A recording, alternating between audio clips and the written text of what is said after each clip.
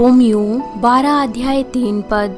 क्योंकि मैं उस अनुग्रह के कारण जो मुझको मिला है तुम में से हर एक से कहता हूँ कि जैसा समझना चाहिए उससे बढ़कर कोई भी अपने को ना समझे, पर जैसा परमेश्वर ने हर एक को परिमाण के अनुसार बांट दिया है वैसा ही सुबुद्धि के साथ अपने को समझे।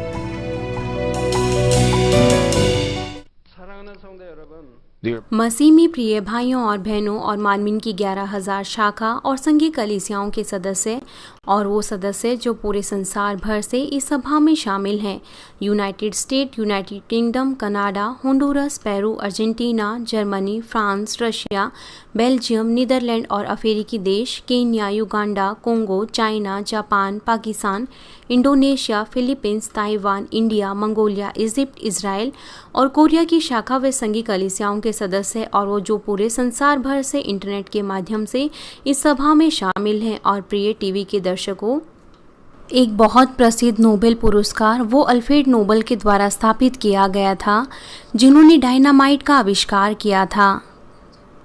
एक दिन जब वो अखबार पढ़ रहे थे तो उनको बहुत बड़ा धक्का लगा, यहाँ तक कि वो जीवित थे और वो स्वस्थ भी थे, लेकिन गलती से किसी और की मृत्यु के बारे में उनकी जगह उनका नाम लिखा गया और उनके बारे में एक शोक संदेश भी लिखा गया। क्या कारण था कि नोबेल को बहुत बड़ा धक्का लगा? इसीलिए नहीं कि अखबार में लिखा था कि उसकी मृत्यु हो गई, लेकिन अखबार में ये लिखा हुआ था कि मौत के सौदागर की मृत्यु हो गई।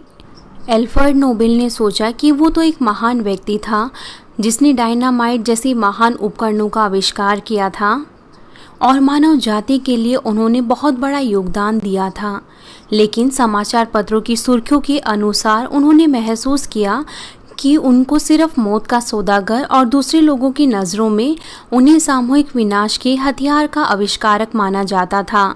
उस समय से उसने मानव जाति के विकास के लिए अच्छे कार्य करने की कोशिश की और उनमें से एक चीज़ थी नोबेल पुरस्कार की स्थापना करना। मसीह में प्रिय भाइयों और बहनों, जिस तरीके से अल्फ्रेड नोबेल का मामला था, तो फिर आप अपने बारे में क्या सोचते हैं? और आप जो दूसरे लोगों की नज़रों में दिखते हैं, हो सकता है कि वो पूरी तरीके से अलग हो। आप तो सोचते हैं कि आपके पास अच्छा विश्वास है और आप एक जोशीला मसीह जीवन जी रहे हैं और आपके पास आत्मा की लालसा है, लेकिन दूसरे लोगों की नज़रों में ऐसा हो सकता है कि आप एक ऐसे व्यक्ति हैं जो कि स्वार्थी हैं।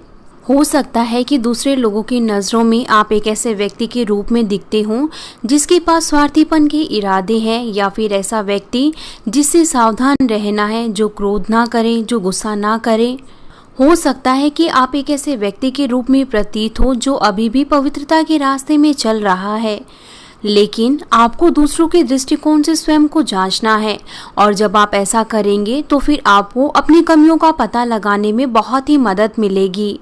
और इसके अलावा अन्य लोगों के दृष्टिकोण से एक और बात महत्वपूर्ण है, ये बात है कि हम किस तरीके से परमेश्वर की नज़र में देखे जाते हैं। आप खुद से सोच सकते हैं कि आप तो अच्छा कर रहे हैं और यहाँ तक कि दूसरे लोग भी ऐसा कह सकते हैं, लेकिन परमेश्वर के दृष्टिकोण में, जो कि हमारे हृदय को देखते हैं और जो कि हमारी हर एक छोटी से छोटी चीज़ को भी देखते हैं, हो सकता है कि आप परमेश्वर के दृष्टिकोण में थोड़ा सा अलग हों। दूसरा कुरिन्थियों 10 अध्याय उसका 18 पद हमें बताता है, क्योंकि जो अपनी बड़ाई करता है वह नहीं, परंतु जिसकी बड़ाई प्रभु करता है वही ग्रहण किया जाता है। और जिस तरीके से कहा गया है, केवल जब आप प्रभु के द्वारा बड़ाई प्राप्त करते हैं तभी आप इस पृथ्वी पर परमेश्वर के कार्यों का अनुभव कर सकते हैं और आप बेहतर स्वर्ग के राज्य में भी जा सकते हैं। जिस तरीके से मैंने आपको पिछले संदेश में बताया था कि ये बहुत ज़रूरी है कि हम अपनी स्वयं की धार्मिकता और स्वयं पर केंद्रित रूपरेखाओं को दूर करें। यदि आपके पास स्वयं की धार्मिकता और रूपरेखाएं हैं जो कि आपने गलती से बनाई हैं और आप सत्य का गलत तरीके से इस्तेमाल करते हैं, इसके द्वारा आप ऐसा सोच सकते हैं कि आप तो ठीक हैं, आप सिद्ध हैं, लेकिन आप दूसरों की बजाय पहचान नहीं प्राप्त करते। और परमेश्वर भी आपसे कहते हैं कि आप परमेश्वर के दृष्टिकोण में ठीक नहीं हैं, इसलिए आपको उन्हें जल्दी से ढूंढना है और उन्हें बदल देना है और आपको परमेश्वर की नज़रों में धर्मी बनना है, केवल तभी आप विश्वास के अगले स्तर में जा सकते हैं और आप बेहतर स्वर्ग के राज्य में जा सकते हैं। ये विश्वास की परिमाण की श्रृंखला में 11वां संदेश है। मैं प्रभु यीशु मसीह के नाम से प्रार्थना करता हूँ कि इस संदेश के द्वारा आप जल्दी से अपने आप को ढूंढने पाए और बदलने पाए और आप विश्वास का एक महान परिमाण अपने हृदय में साधने पाएं। मसीह में प्रिय भाइयों और बहनों, यदि आप परमेश्वर पर विश्वास करते हैं और आपने पवित्र आत्मा को पाया है तो फिर आप उद्धार प्राप्त करने के विश्वास को प्राप्त करेंगे। और ये विश्वास ये पवित्र आत्मा को पाने का और उद्धार को पाने का पहले स्तर का विश्वास है। दूसरे विश्वास का स्तर वो स्तर है जहाँ पर आप परमेश्वर के वचनों को सुनने की कोशिश करते हैं और उनका अभ्यास करने की कोशिश करते हैं। दूसरे शब्दों में, जो वचनों का अभ्यास करने की कोशिश करते हैं वो विश्वास के दूसरे स्तर पर हैं। दूसरे विश्वास के स्तर में आप वचनों का अभ्यास करने की कोशिश करते हैं। कभी कभार तो आप सफलतापूर्वक इसका अभ्यास करते हैं, लेकिन दूसरी तरफ आप इसका अभ्यास नहीं कर पाते। उदाहरण के लिए, परमेश्वर हमसे कहते हैं कि हम दूसरों से नफरत ना करें। परमेश्वर हमसे कहते हैं कि यहाँ तक कि हम अपने शत्रुओं से भी प्रेम करें। लेकिन जिस तरीके से हमारे हृदय में दूसरों के लिए नफरत होती है और यहाँ तक कि वो हमारे शत्रु भी नहीं हैं, तब आपको इसे पहचानने के योग्य होना चाहिए कि आपके पास नफरत का हृदय है। और यदि आपके पास ऐसा हृदय है तो फिर आप विश्वास के दूसरे स्तर में शरीर के कार्यों के द्वारा प्रकट करेंगे। यदि आपको दूसरों को मारने की आदत है और आप अभी भी दूसरों को मारते हैं, तो फिर इसका अर्थ है कि आप पहले विश्वास के स्तर पर हैं। लेकिन अब आप इस आदत को दूर करने की कोशिश करते हैं। आप कल्पना कीजिए कि आप पहले दूसरों को 10 बार मारते थे और अब आप इसे दूर करने की कोशिश कर रहे हैं और आप 1 या 2 बार करके कम करते जा रहे हैं, लेकिन आप अभी भी दूसरों को मार रहे हैं और घट भी रहा है। तो फिर ये दूसरा विश्वास का स्तर है जहाँ पर आप वचनों का अभ्यास करने की कोशिश करते हैं जो हमसे कहता है कि हम दूसरों को ना मारें। और आप महसूस करते हैं कि अब वो संख्या अब वो घटती जा रही है। हर दिन आप ऐसे 2 या 3 करके कम करते जाते हैं। और इस तरीके से आपको पहचानना है कि आप कितना ज़्यादा वचनों का अभ्यास करते हैं, 50%, 60% या 80%। और ये सब्त के दिन को पवित्र मानने के बारे में भी ऐसा ही है। आप निश्चित तौर से इसे मानेंगे क्योंकि ये परमेश्वर की इच्छा है। आप 10 बार सब्त के दिन को पवित्र मानने के बाद यदि आप एक दिन सब्त के दिन को पवित्र नहीं मानते क्योंकि आपका व्यक्तिगत कोई ना कोई कारण होता है, तो फिर आप दूसरे विश्वास के स्तर पर हैं। आप वचनों का अभ्यास करने की कोशिश करते हैं और आप इसे पूरी तरीके से नहीं मानते। यदि आप इसे 10 में से 9 बार मानते हैं, तो फिर आप दूसरे विश्वास के स्तर में 80 या 90% के स्तर पर हैं। और यदि आप हमेशा पवित्र मानते हैं तो आप तीसरे विश्वास के स्तर पर हैं। लेकिन अभी भी आपको ये नहीं कहना चाहिए कि मैं तो हमेशा सब्त के दिन को पवित्र मानता हूँ, मैं तो तीसरे विश्वास के स्तर पर हूँ। आपको सभी घरानों में परमेश्वर के वचनों को मानना है। यदि आप कुछ चीज़ों को तो बहुत अच्छे तरीके से मानते हैं और कुछ चीज़ों को बहुत अच्छे से नहीं मानते, तो अभी भी इसका अर्थ है कि आप अभी भी दूसरे विश्वास के स्तर पर हैं। इसलिए आपको ठीक तौर से अपने आप को जांचना है। इसीलिए दूसरे विश्वास के स्तर पर आप कभी कभार तो परमेश्वर के वचनों का पालन करते हैं और कभी कभार नहीं। लेकिन जब आप लगातार प्रार्थना करेंगे और कोशिश करेंगे तो फिर आपका विश्वास बढ़ेगा और आपके पास ऐसा विश्वास आएगा कि आप परमेश्वर के वचनों का पालन करें। इसीलिए जब आप तीसरे विश्वास के स्तर पर पहुंचते हैं तो फिर आप परमेश्वर के वचनों के अनुसार कार्य कर सकते हैं। आप ऐसे ही तीसरे विश्वास के स्तर पर नहीं जा सकते। जब आप कोशिश करेंगे और परमेश्वर के वचनों का पालन करेंगे तो परमेश्वर आपको ताकत देंगे कि आपके पास ऐसा विश्वास हो कि आप वास्तव में परमेश्वर के वचनों का अभ्यास करें। यदि आपके पास केवल ज्ञान है कि आपको परमेश्वर के वचनों का पालन करना है और यदि आप वास्तव में कार्य नहीं करते तो आप अभी भी दूसरे विश्वास के स्तर पर हैं। यदि आप कहते हैं कि मेरे पास विश्वास होता तो मैं अभ्यास करता, अभी तो मैं नहीं कर सकता क्योंकि अभी तो मेरे पास वो विश्वास नहीं है, तो इसका अर्थ है कि आप अभी भी दूसरे विश्वास के स्तर पर हैं और आप ऐसे ही 5 या 10 या 20 सालों तक भी ऐसे ही ठहरे रहे। हो सकता है कि अभी आपके पास ऐसा विश्वास ना हो, तो भी आपको वचनों का पालन करने की कोशिश करनी चाहिए और आपको लगातार कोशिश करना है। तो फिर आपको परमेश्वर का अनुग्रह और ताकत आपको मिलेगा और आप इस योग्य होने पाएंगे कि आप परमेश्वर के वचनों का पालन करने पाएं। और फिर आप एक ऐसे व्यक्ति में बदल जाएंगे जिसके पास विश्वास है और वो परमेश्वर के वचनों का पालन करता है। और इस तरीके से आप दूसरे विश्वास के स्तर से विश्वास के तीसरे स्तर पर आते हैं। आप जानते हैं कि परमेश्वर के वचनों को महसूस करना ये आशीषें हैं। जो भी परमेश्वर के वचनों का अर्थ है और उनका अभ्यास करना, इसलिए आप अपनी इच्छा से परमेश्वर के वचनों का पालन करते हैं और आप किसी दबाव के कारण ऐसा नहीं करते, या फिर आपको मानना है इसलिए आप इसे मानते हैं, लेकिन अब आप स्वाभाविक तौर से इसे मानते हैं। आप लगातार परमेश्वर के वचनों का अभ्यास करते हैं और ये फिर आपकी आदत बन जाता है और ये विश्वास का तीसरा स्तर है। तीसरे विश्वास का स्तर ऐसा नहीं है कि आप परमेश्वर के कुछ वचनों को तो मानेंगे और कुछ को नहीं मानते। जब आप तीसरे विश्वास के स्तर पर आते हैं जहां पर आप वचनों का पालन कर सकते हैं, तो फिर आप जल्दी से अपने हृदय से पाप में स्वभावों को दूर कर सकते हैं। विश्वास के पहले और दूसरे स्तर पर आपके पास अभी भी शरीर के कार्य होते हैं और आपको शरीर के कार्यों को भी पहचानने की योग्य होना चाहिए। कुछ लोगों को दूसरों को मारने की आदत होती है। किसी ने मुझसे पूछा कि सीनियर पास्टर, मैंने दूसरों को मारा, क्या मैं बचाया जा सकता हूँ? वो सोचते हैं क्योंकि वो शरीर के कार्य करते हैं इसलिए वो नहीं बचाए जा सकते। वो दूसरों को मारते हैं इसलिए वो नहीं बचाए जा सकते। लेकिन शरीर के कार्यों में से भी कुछ ऐसे पाप हैं जो हमें मृत्यु की ओर ले जाते हैं और कुछ ऐसे पाप हैं जो हमें मृत्यु की ओर नहीं ले जाते। इसीलिए बाइबल हमें बिल्कुल साफ तौर से बताती है कि कौन से कार्य वो हमें मृत्यु की ओर ले जाते हैं। उदाहरण के लिए, यदि कोई व्यभिचार करता है तो फिर उस पर पथराव करके उसे मृत्यु तक पहुंचाया जाए।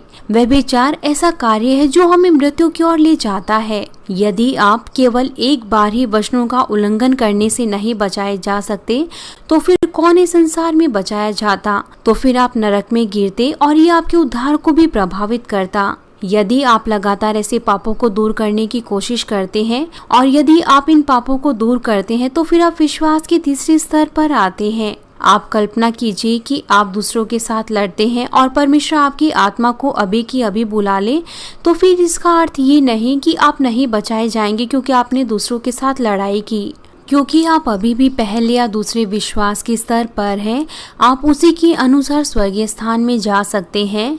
यदि आप तीसरे विश्वास के स्तर में हैं और आप कल्पना करें, यदि आप दूसरों के साथ लड़ाई करते हैं, तो फिर इसका अर्थ है कि आप वास्तव में विश्वास के तीसरे स्तर पर नहीं हैं।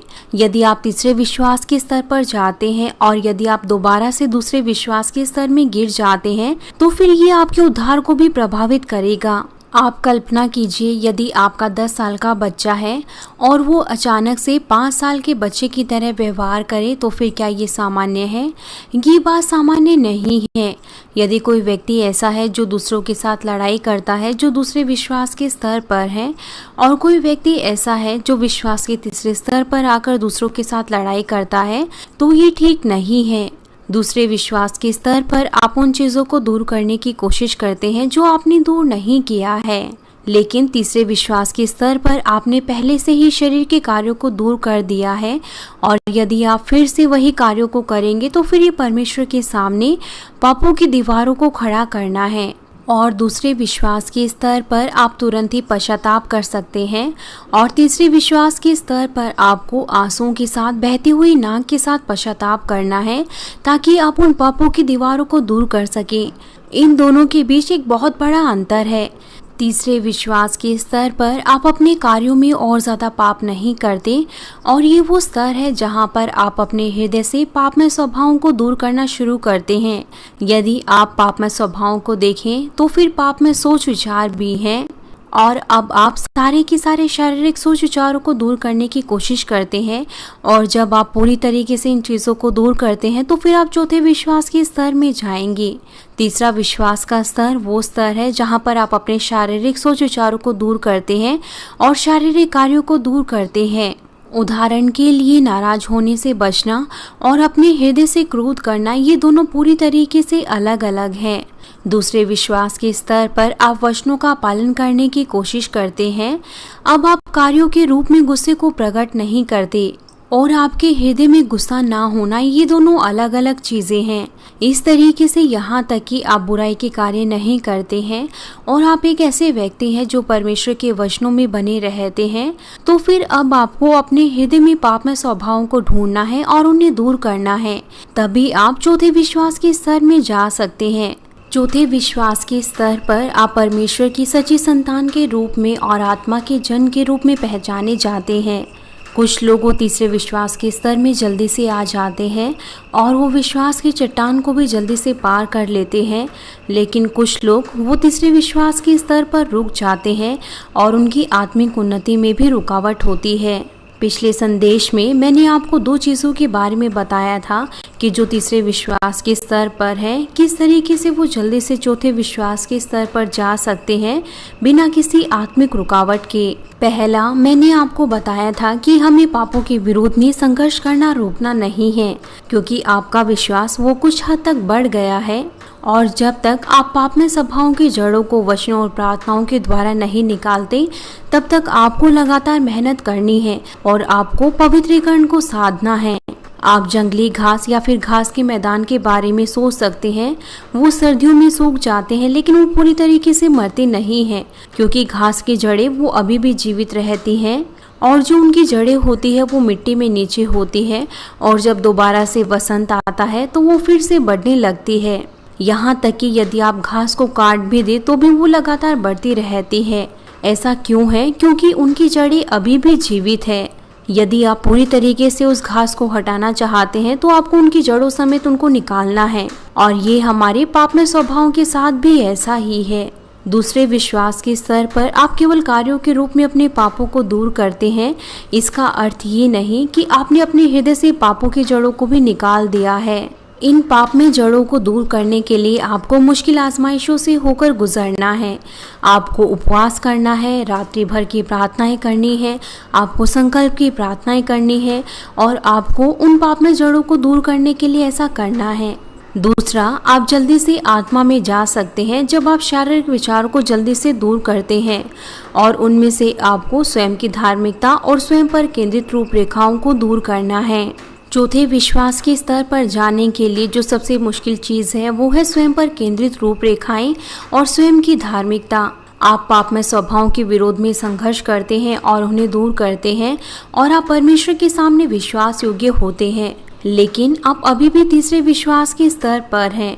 आपको चौथे विश्वास के स्तर में जाने के लिए आपके अंदर अभी भी कुछ ना कुछ कमी है। आपको इस कारण को ढूंढना है और अपनी स्वयं की धार्मिकता को दूर करना है। आपकी स्वयं की धार्मिकता और स्वयं पर केंद्रित रूपरेखाएं जो कि ये सत्य के द्वारा बनी है, वो आसानी से परमेश्वर के वचनों के द्वारा उन्हें पहचान सकते हैं और आप उन्हें दूर भी कर सकते हैं। लेकिन आपको किस चीज़ का ध्यान रखना है? आपकी स्वयं की धार्मिकता जो कि सत्य के द्वारा बनी होती है और स्वयं पर केंद्रित मन जो आपने सत्य को गलत तरीके से इस्तेमाल करते हुए बनाया है। यदि आपके पास ऐसी चीज़ें हैं तो आप सोचेंगे आप तो सत्य के अनुसार चल रहे हैं और इसके कारण आप बहुत लंबे समय तक आत्मा में नहीं जा सकते और आत्मिक तौर से आप ठहर जाएंगे।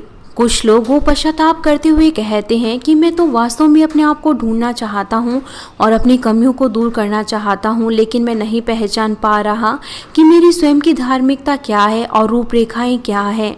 वो एक भी आराधना सभाओं में आना नहीं छोड़ते।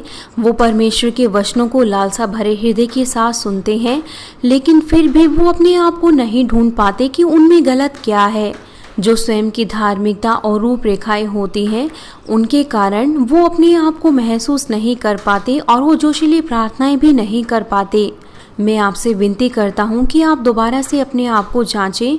जब आप परमेश्वर के वचनों को सुनते हैं तो कितना ज़्यादा आपके पास लालसा भरा हृदय है और आप कितना ज़्यादा उस संदेश को अपना करके ग्रहण करते हैं। आप सोच सकते हैं कि मैंने तो पहले से ही इस संदेश को सुना है, मैं तो सुन चुका हूँ, मुझे तो ये संदेश मालूम है।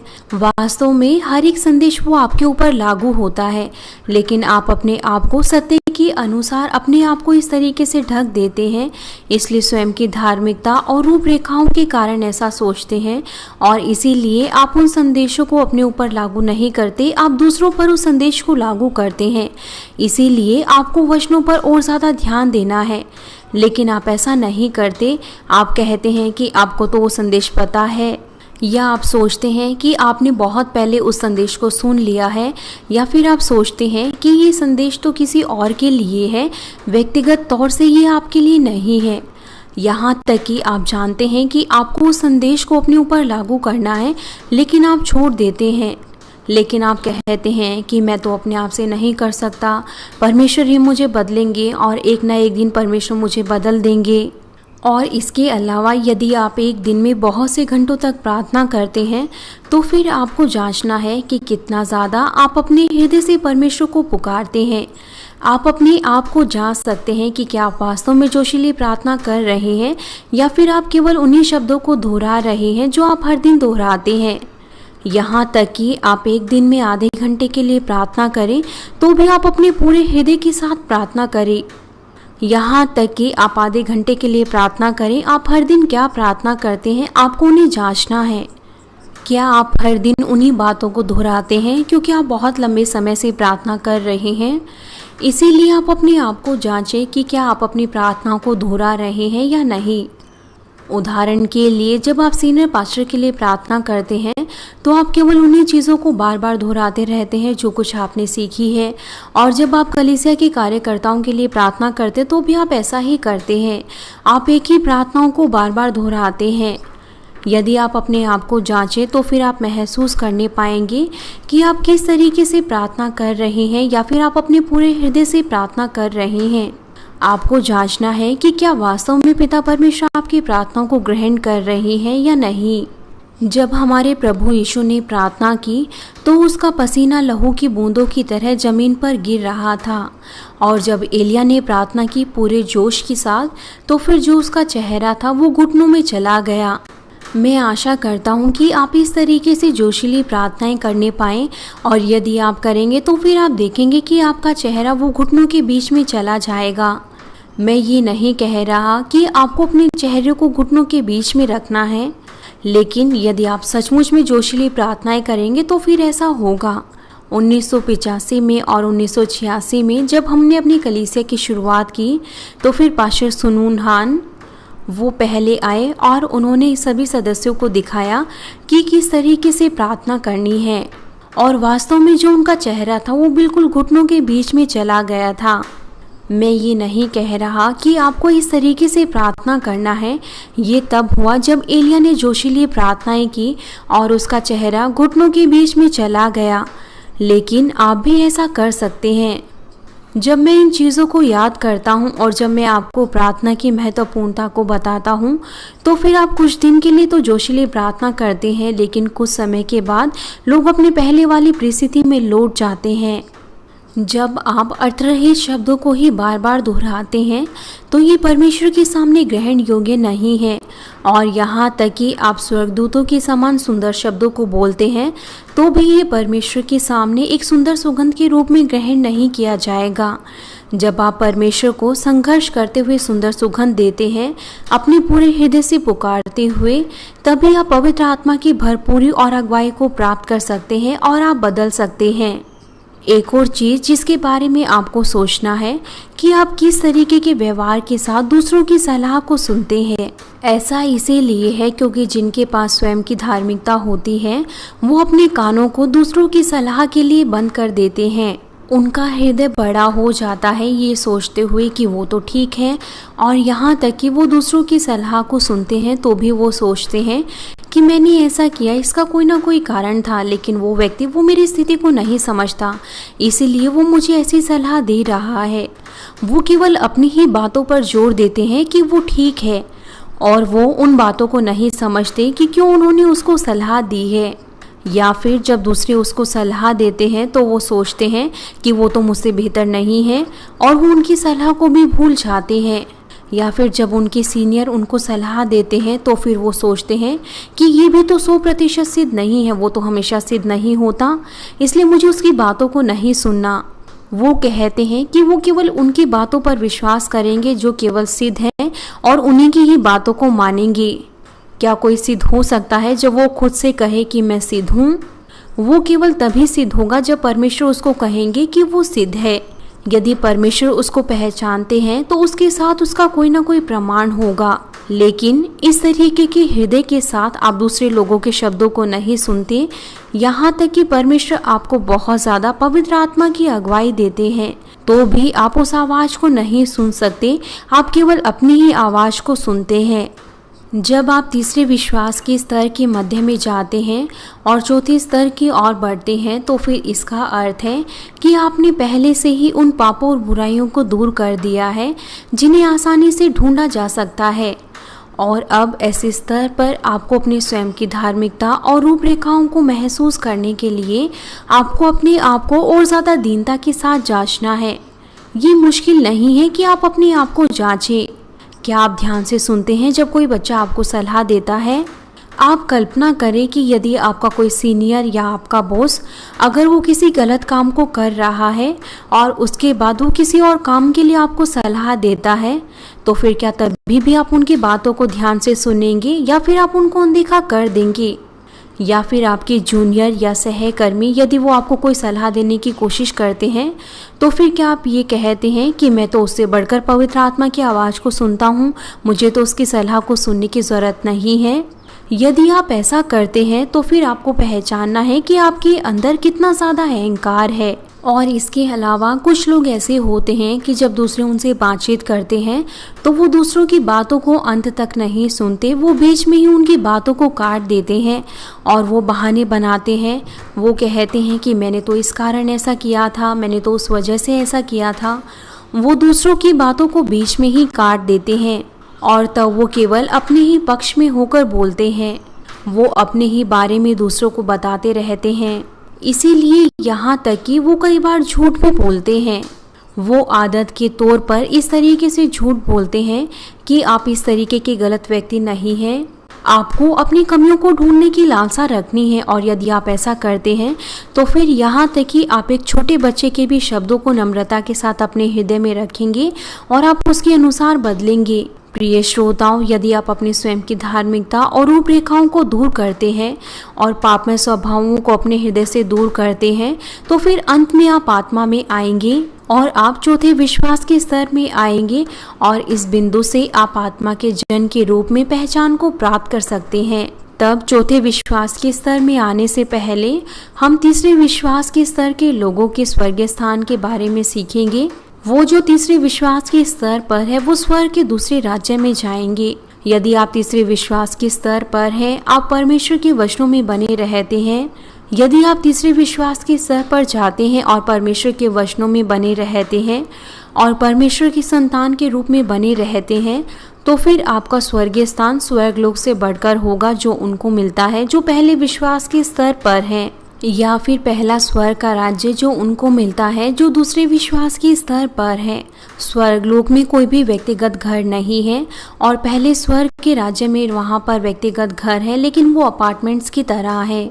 लेकिन दूसरे स्वर्ग के राज्य में वहाँ पर व्यक्तिगत घर होंगे, वहाँ पर एक मंजिला इमारत होंगी लेकिन ये बहुत ज़्यादा भव्य होंगी जो कि इस पृथ्वी के किसी भी सुंदर महल से बढ़कर है और वो बहुत ज़्यादा सुंदर फूलों और पेड़ों से सजी हुई होंगी।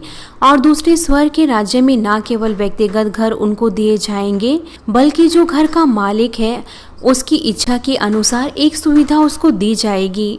यदि घर का मालिक सुंदर झील चाहता है तो फिर उस घर के साथ झील होगी। यदि घर का मालिक स्विमिंग पूल चाहता है तो फिर सुंदर सोने से बना और सुंदर सजा हुआ स्विमिंग पूल उसे मिलेगा। आपको स्वर्ग में रहने के स्थानों में अंतर करने के योग्य होना चाहिए। आपको ये नहीं कहना चाहिए कि दूसरा स्वर्ग का राज्य अच्छा है। आपको केवल ऐसा ही नहीं सोचना कि दूसरा स्वर्ग का राज्य अच्छा है कि जो भी आप चाहेंगे उसमें से एक चीज़ आपको मिल जाएगी। यदि हम इसकी तुलना तीसरे स्वर्ग के राज्य से करें तो वहाँ पर बिल्कुल अलग होगा। वहाँ पर वो सब कुछ होगा जो कुछ आप चाहते हैं, बल्कि दूसरे स्वर्ग के राज्य में आपको केवल एक चीज़ मिलेगी जो आप चाहते हैं। मान लीजिए यदि आपको गुड़िया पसंद है, आपको तरह तरह की गुड़िया पसंद है, लेकिन वहाँ पर जो केवल आपकी मनपसंदीदा गुड़िया है वो केवल आपको एक ही मिलेगी। यदि आप तीसरे विश्वास के स्तर पर आते हैं तो फिर आप परमेश्वर के वचनों में रहते हैं, आप परमेश्वर की संतान के रूप में जीते हैं। इसलिए आपका स्वर्गीय स्थान वो स्वर्गलोक से बढ़कर होगा जो उनको मिलता है जो पहले विश्वास के स्तर पर हैं, या फिर जो दूसरे विश्वास के स्तर पर है उन्हें पहला स्वर्ग का राज्य मिलता है। मैं आशा करता हूँ कि आप ठीक तौर से समझने पाएंगे कि इनके बीच में क्या अंतर है। पहला स्वर्ग का राज्य, दूसरा स्वर्ग का राज्य, तीसरा स्वर्ग का राज्य और नया यरूशलेम। उन्हें सुंदर फूलों और पौधों से भरी हुई एक सुंदर टहलने की जगह दी जाएगी जहाँ पर प्यारे जानवर घूमते हैं, और यहाँ तक कि वहाँ पर बॉलरूम भी है, क्योंकि लोगों को वहाँ पर केवल एक ही चीज़ मिल सकती है, इसलिए वो वहाँ पर दूसरे लोगों की सुविधाओं का भी इस्तेमाल कर सकते हैं। यहाँ तक कि वो दूसरे लोगों के घरों में जाएं और उनकी सुविधाओं का इस्तेमाल करें तो भी दूसरे लोगों को कोई असुविधा नहीं होगी, क्योंकि स्वर्ग का राज्य वो एक सिद्ध स्थान है। आप वहाँ पर केवल दूसरों की सेवा करेंगे, आप अपने ही लाभ को नहीं ढूंढेंगे।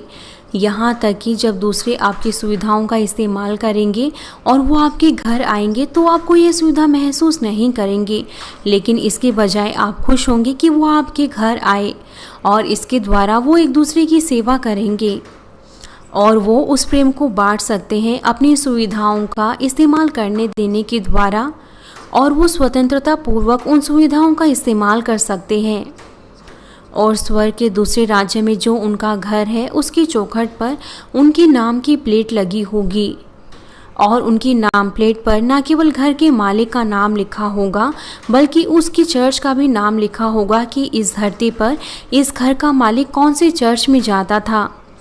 यदि घर का मालिक एक ऐसे चर्च में जाता था जिसे पिता परमेश्वर बहुत ज़्यादा प्रेम करते थे, तो फिर उसकी महिमा वो और ज़्यादा महान होगी, और वो मुकुट जो दूसरे स्वर्ग के राज्य में दिया जाएगा वो महिमा का मुकुट है। पहला पत्रस 5 अध्याय उसका 2 से 4 पद हमें बताता है, परमेश्वर के उस झुंड की जो तुम्हारे बीच में है रखवाली करो, और यह दबाव से नहीं परंतु परमेश्वर की इच्छा के अनुसार आनंद से, और नीच कमाई के लिए नहीं पर मन लगाकर। और जो लोग तुम्हें सौंपे गए हैं उन पर अधिकार ना जताओ, वरन झुंड के लिए आदर्श बनो। और जब प्रधान रखवाला प्रकट होगा तो फिर तुम्हें महिमा का मुकुट दिया जाएगा जो मुरझाने का नहीं। किसी महिमा का मुकुट दिया जाएगा। यदि आप तीसरे विश्वास के स्तर पर आते हैं तो फिर आप इस वचन को अपने अंदर साध सकते हैं, जो तुम्हें सौंपे गए हैं उन पर अधिकार ना जताओ। कृपया करके आप उनकी सेवा करें जो आपको सौंपे गए हैं। आपको उन्हें कोई भी आज्ञा नहीं देनी चाहिए या उनको कोई भी ऑर्डर नहीं देना चाहिए, क्योंकि आप उनके इंचार्ज हैं, लेकिन आपको उस झुंड के सामने एक आदर्श स्थापित करना है। और जब प्रधान रखवाला प्रकट होगा तो फिर आप महिमा का मुकुट पाएंगे। वो जो दूसरे विश्वास के स्तर पर हैं और जो पहले स्वर्ग के राज्य में जाएंगे उनको वहाँ पर अविनाशी मुकुट दिया जाएगा, लेकिन जो तीसरे विश्वास के स्तर में है उनको महिमा का मुकुट दिया जाएगा। ऐसा क्यों है? क्योंकि जो तीसरे विश्वास के स्तर पर है उन्होंने परमेश्वर को महिमा देते हुए अपना जीवन जिया, चाहे उन्होंने खाया पिया या जब वो अपनी बीमारियों से चंगे हुए, उन्होंने हमेशा परमेश्वर को महिमा दी। उन्होंने अपनी गवाहियों के साथ परमेश्वर को महिमा दी। यदि उन्होंने आशीषों को प्राप्त किया तब भी उन्होंने अपनी गवाहियों के द्वारा पिता परमेश्वर को महिमा दी और वो आनंदित हुए। अविनाशी मुकुट और महिमा के मुकुट में बहुत ज़्यादा अंतर है। जो अविनाशी मुकुट है वो मिट भी सकता है, और ऐसे लोग वास्तव में उसके योग्य भी नहीं होते जो अविनाशी मुकुट को प्राप्त करते हैं, लेकिन वो फिर भी प्राप्त करते हैं। मान लीजिए 2 सेब हैं, एक तो ताज़ा सेब है और एक बासी सेब है। यदि आप इस पुराने सेब को दूसरों को दे ये कहते हुए कि आप इसे खा सकते हैं, ये खराब नहीं है, तो फिर इसका अर्थ है कि वो व्यक्ति उसे खा सकता है क्योंकि उससे उसका कोई नुकसान नहीं होगा, क्योंकि वो खराब नहीं है। लेकिन अगर वो सेब बहुत ज़्यादा ताज़ा हो तो फिर आपको इन बातों को कहने की ज़रूरत ही नहीं होगी। फिर आप कह सकते हैं कि ये सेब बहुत ज़्यादा स्वादिष्ट है, आप इसे खा सकते हैं। पहला सेब जो है वो ऐसा दिखता है कि ये बस काफ़ी है, इसीलिए आप कहते हैं कि ये ठीक है, ये खराब नहीं हुई है, आप इसे खा सकते हैं। अविनाशी मुकुट और महिमा का मुकुट वो इस तरीके से अलग अलग है। जिस तरीके से कहा गया है, तीसरे विश्वास के स्तर के लोग, उन्होंने पूरी तरीके से पवित्रीकरण को नहीं साधा है, लेकिन अभी भी वो पिता परमेश्वर के वचनों को अपने हृदय में रखते हैं और कार्य करते हैं और परमेश्वर को महिमा देते हैं। और महिमा का मुकुट ऐसे लोगों को दिया जाएगा। वो आत्माएं जो दूसरे स्वर्ग के राज्य में जाएंगी, वो बहुत ज़्यादा धन्यवादी होंगी कि उन्होंने ऐसा सुंदर स्थान प्राप्त किया है। हालांकि उन्होंने ऐसा कोई कार्य नहीं किया, तब भी उनको ऐसा प्रतिफल मिला है। तब भी वो एक चीज़ के लिए वहाँ पर क्षमा महसूस करेंगे, यहाँ तक कि वो परमेश्वर के वचनों के अनुसार जिए और उन्होंने अपने कार्यों को किया। वो चाहते थे कि उनके हृदय से पाप दूर हो और वो पवित्र बने।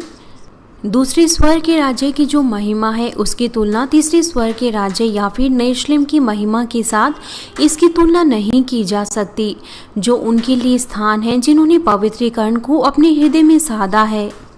निश्चित तौर से स्वर्गीय राज्य में कोई भी जलन या ईर्ष्या नहीं होगी, इसलिए वहाँ पर वो निराश नहीं होंगे या उनके अंदर कोई भी दुर्भावना नहीं होगी, क्योंकि वो उस महान महिमा का आनंद नहीं ले पाए। तो भी वो आनंदित होंगे जिस तरीके से वो स्वयं ही उस महिमा का आनंद ले रहे हैं। वो उन लोगों का आदर करेंगे और वो धन्यवादी होंगे उन चीज़ों के लिए जो उन्हें दी गई है और उन प्रतिफलों के लिए जो उनको मिले हैं। लेकिन वो क्षमा महसूस करेंगे कि उन्होंने पूरी तरीके से अपने पापों को दूर नहीं किया। यहाँ तक कि परमेश्वर ने उन्हें बहुत सा प्रेम और बहुत से मौके उन्हें दिए, इसीलिए वो हमेशा इस चीज़ के लिए खेदित महसूस करेंगे कि उन्होंने पूरी तरीके से पापमय स्वभावों को अपने हृदय से दूर नहीं किया और वो पूरी तरीके से पवित्र नहीं हुए। यहाँ तक कि उन्होंने परमेश्वर के वचनों को अपने हृदय में रखा और उन्होंने कार्य किया, तो भी वो पूरी तरीके से पवित्र नहीं हुए। आप अय्यूब की किताब में ढूंढ सकते हैं कि अय्यूब एक सिद्ध मनुष्य था, लेकिन अय्यूब वो केवल बाहरी तौर से ही सिद्ध था। लेकिन आप ये भी देख सकते हैं कि परमेश्वर ने शैतान के उस दोष को ग्रहण किया जो उसने अय्यूब पर लगाया था। अय्यूब वो बहुत ज़्यादा मुश्किल आजमाइशों से होकर गुजरा। क्यों अय्यूब के साथ ऐसा हुआ, आप पहले से ही इसे जानते हैं। ऐसा इसीलिए हुआ, यदि वो अपने हृदय की गहराई से उन पापमय स्वभावों को दूर करे तो वो पवित्र हो सकता था और वो बेहतर स्वर्ग के राज्य में जा सकता था। इसीलिए परमेश्वर ने उन्हें उन आजमाइशों से होकर गुजरने दिया और उसके बाद अय्यूब ने अपने हृदय की गहराई से उन बुराइयों को दूर किया जिनके बारे में वो पहले जानता भी नहीं था। और फिर परमेश्वर ने उसे स्वर्ग के राज्य में बुलाया और उसके अनुसार फिर परमेश्वर ने उसको आशीषित भी किया। इसीलिए यदि आपके पास सच्चा विश्वास है तो फिर आप तीसरे विश्वास के स्तर पर रुकेंगे नहीं। यदि आपके पास सच्चा विश्वास है तो फिर आप नए यरूशलेम में प्रवेश करने के लिए आप लगातार आगे बढ़ेंगे। इस पृथ्वी पर सबके अपने घर होते हैं और कुछ लोग वो शादी से पहले योजना बनाते हैं और वो साइन करते हैं और वो सहमत होते हैं कि वो किराए के घर में रहेंगे और वो हर महीने अपने कुछ कुछ पैसे बचाएंगे ताकि वो अपना एक बेहतर घर बना सके। वो इस तरीके से योजना बनाते हैं कि वो एक बेहतर घर बना सके और उसके बाद वो और ज़्यादा पैसे जोड़ने की कोशिश करते हैं और वो फिर अपने लिए एक घर खरीदते हैं और वो जिस तरीके से लगातार अपना पैसा जोड़ते हैं वो एक बेहतर घर खरीदने की कोशिश करते हैं और वो अगली बार उससे बेहतर घर खरीदना चाहते हैं। यहाँ तक कि ये अर्थरहित चीज़ें हैं और हमेशा के लिए वो इसमें नहीं रह सकते। लेकिन स्वर्ग का राज्य वो अनंत है और वहाँ पर बहुत ज़्यादा सुंदर चीज़ें हैं और आपको बलपूर्वक उन्हें लेना है, लेकिन आप इन चीज़ों को अनदेखा कर देते हैं। कुछ ऐसे लोग हैं जो केवल इस पृथ्वी की चीज़ों पर ही ध्यान लगाते हैं जो कि नाशवान चीज़ें हैं। मसीह में प्रिय भाइयों और बहनों, पिता परमेश्वर वो हर एक लोगों को बचाना चाहते हैं और पिता परमेश्वर चाहते हैं कि सब लोग को पिता परमेश्वर की संतान बने और सब स्वर्ग के राज्य में जाएं। इसीलिए परमेश्वर ने बाइबल में साफ तौर से उद्धार के मार्ग को बताया और हमें बताया कि किस तरीके से हम बेहतर स्वर्ग के राज्य में जा सकते हैं। लेकिन विश्वास में बढ़ने की गति वो अलग अलग लोगों की अलग अलग होती है। कुछ लोग जल्दी से पापों को दूर कर देते हैं और वो अपने आप को परमेश्वर के वचनों को सुनते हुए बदल देते हैं, लेकिन दूसरे लोग वो अपने आप को बहुत धीरे से बदलते हैं। यहाँ तक कि वो एक ही कलीसिया में एक ही संदेश को सुनते हैं। हमारे कुछ सदस्य वो अपने आप को बहुत ज़्यादा बदलते हैं और वो अब किसी एक स्तर पर पहुंच गए हैं, जबकि दूसरे लोग ऐसे हैं कि उन्होंने अपने आप को नहीं बदला, वो अभी भी उसी स्तर पर हैं। यहाँ तक कि उन्होंने बहुत से संदेशों को सुन लिया है। इसीलिए जिस तरीके से मत्ती 19 अध्याय 30 पद में कहा गया है, परंतु बहुतेरे जो पहले हैं पिछले होंगे और जो पिछले हैं वो पहले होंगे, हर एक में इस तरीके से अंतर होगा। तब क्या कारण है कि यहाँ तक कि लोग एक ही संदेश को सुनते हैं लेकिन उनमें बहुत ज़्यादा अंतर होता है? पवित्रीकरण की लालसा और वो अपनी बेहतर कोशिश करते हैं। हाँ, बहुत से कारण हो सकते हैं, लेकिन जो मूलभूत कारण है वो है क्योंकि हर एक लोगों के पास अलग अलग हृदय होता है और उनका पात्र भी अलग अलग होता है। मैं आपको अंदरूनी हृदय और मनुष्य के पात्र के बारे में अगले संदेश में बताऊंगा। मैं आपको इस संदेश का निष्कर्ष देता हूँ। मसीह में प्रिय भाइयों और बहनों, वचन संहिता 90 अध्याय उसका 10 पद हमें बताता है, हमारी आयु के वर्ष 70 तो होते हैं, चाहे बल के कारण 80 वर्ष भी हो जाएं तो भी उनका घमंड केवल नष्ट और शोक ही है, क्योंकि वो जल्दी कट जाती है और हम जाते रहते हैं। ये बहुत मुश्किल है कि हम 100 सालों तक इस पृथ्वी पर जिए और हमें क्या मिलेगा? हमें कुछ भी नहीं मिलेगा। जब हम आज इस पृथ्वी पर रह रहे हैं तो फिर हमें अपनी अनंत जीवन की तैयारी करनी है, जो कि स्वर्ग का राज्य है।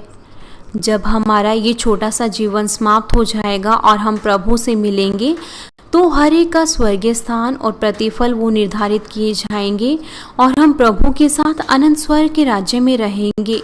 और स्वर्गीय स्थान और प्रतिफल जब वो एक बार निर्धारित हो जाएंगे तो फिर वो कभी भी बदले नहीं जाएंगे। वो जो स्वर्ग लोक में है वो फिर पहले स्वर्ग के राज्य में नहीं जा सकते, और जो तीसरे स्वर्ग के राज्य में है वो यरूशलेम में नहीं रह सकता। जब दूसरे आपको आमंत्रित करते हैं तब आप उनके घरों में जा सकते हैं, लेकिन आप वहां रह नहीं सकते। जिस तरीके से मैंने आपको पहले बताया है कि जिस तरीके से दूसरा स्वर्ग का राज्य और तीसरा स्वर्ग का राज्य वो बहुत ज़्यादा अलग है, उनमें स्वर्ग और पृथ्वी की तरह अंतर है। लेकिन क्या स्वर्गलोक और पहला स्वर्ग का राज्य वो स्वर्ग और पृथ्वी की तरह अलग है? ऐसा नहीं है।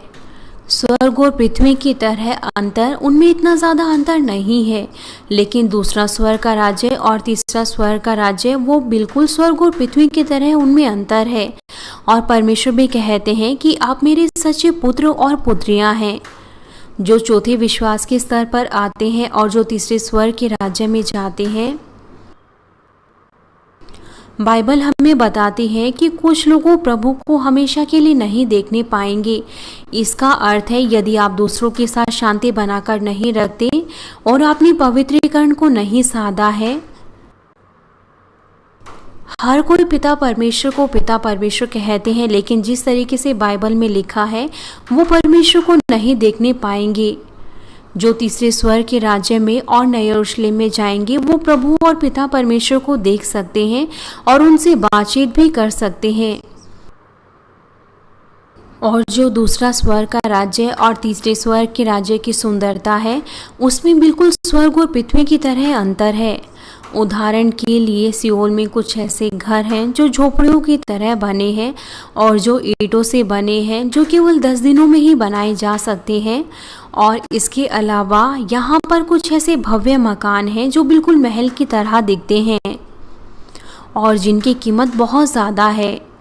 तब क्या हम ऐसा नहीं कह सकते कि जो झोपड़ी की तरह घर है और जो महल की तरह घर है वो बिल्कुल अलग है? ये बिल्कुल ऐसा अंतर है जैसे स्वर्ग और पृथ्वी में अंतर है। एक तो बहुत ज़्यादा भव्य दिखता है और दूसरा बहुत ज़्यादा महिमा में और भव्य दिखता है। ये स्वर्ग के राज्य में भी ऐसा ही है। हाँ, हम कह सकते हैं कि जो दूसरे स्वर्ग के राज्य में चीज़ें हैं उनकी तुलना हम पृथ्वी की चीज़ों से नहीं कर सकते, लेकिन फिर भी तीसरा स्वर्ग का राज्य उनसे भी बढ़कर है। इसीलिए यहाँ तक कि आप बहुत ज़्यादा पछतावा करें कि आप बेहतर स्वर्ग के राज्य में नहीं जा सके जब आपने अपना जीवन इस पृथ्वी पर जिया। लेकिन धन्यवादी तौर से अभी भी आपके पास मौका है जब तक हमारे प्रभु वापस नहीं आते। जिस तरीके से इफिसियों 5 अध्याय उसके 16 पद में कहा गया है, अवसर को बहुमोल समझो क्योंकि दिन बुरे हैं। मैं आशा करता हूँ कि आप अपने अवसर को बहुमूल्य समझेंगे और आप जल्दी ही आत्मा और संपूर्ण आत्मा में आएंगे और आप मेहनत करके स्वर्ग के राज्य को बलपूर्वक लेने पाएंगे। मैं प्रभु यीशु मसीह के नाम से प्रार्थना करता हूँ कि आप यरूशलेम में जाने पाएं, जो कि स्वर्ग का सबसे उत्तम राज्य है।